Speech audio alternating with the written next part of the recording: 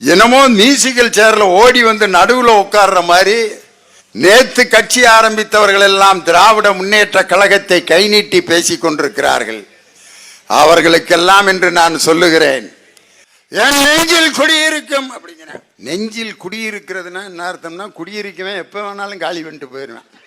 என் தலைவர் தான் என் உயிரினும் மேலான அன்பு உடன்பிறப்புகளே என்னார். உடன்பிறப்புங்கிற வார்த்தை ஆண்களுக்கும் பெண்களுக்கும் பொருந்தும். ஆனால் என் நெஞ்சில் குடியிருக்கும் அப்படின்னு ஒருத்தர் பேசிட்டு இருக்காரு.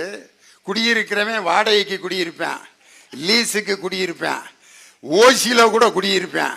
அவன் என்னைக்கு வேணாலும் காலி பண்ணிட்டு போயிடுவான். பணம் கொடுத்தா ஓடிடுவேன், பணம் கொடுத்தா வருவேன், பணம் இல்லைன்னா ஓடிடுவேன். தொடங்கின வார்த்தையே தப்பு. நெஞ்சிலே குடியிருக்கும். அதுகளை பற்றிலாம் மேடையில் பேசி இந்த மேடையை கேவலப்படுத்தணும்னு அவசியம் இல்லை.